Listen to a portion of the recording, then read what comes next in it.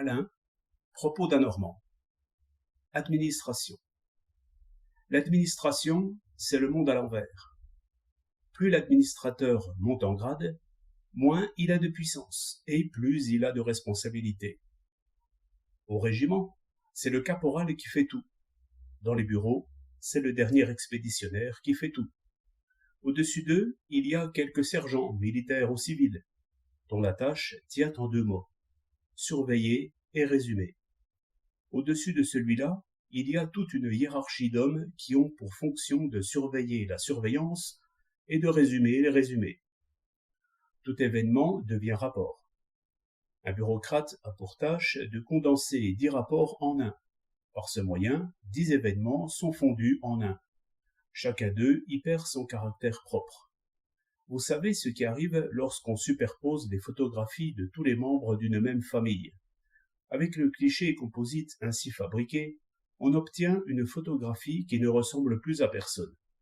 Eh bien, les bureaux répètent 10 fois, 20 fois cet ingénieux travail.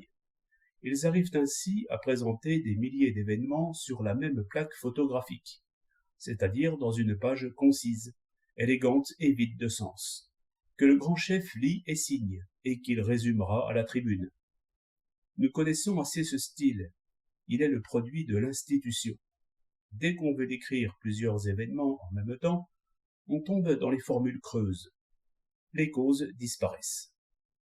Telle est la vertu de la statistique, qui est l'idéal du rapport administratif.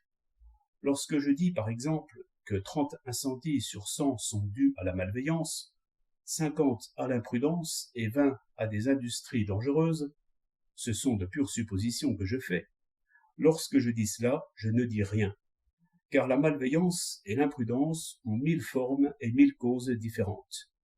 Ces rapports creux se traduisent par des règlements vagues, qui redescendent de degré en degré jusqu'au caporal, qui ne fait qu'en rire. Il faudrait se déplacer et aller à l'événement, afin de saisir les causes et d'apercevoir le remède. Un préfet de police, qui entend son métier, ne se fait pas faire un rapport sur l'incendie. Il y court, il donne des ordres. Et pour savoir si les voitures s'accrochent à tel carrefour, il y va voir. Cette méthode passe peu à peu dans l'usage, mais les bureaux y résistent et dressent des paperasses entre l'œil du maître et l'action. Voilà pourquoi il est si difficile de gouverner. Par la nature des choses, le pouvoir est inséparable de l'action. Celui qui tient la cuillère à peau, c'est celui-là qui fait la soupe. 6 mai 1908.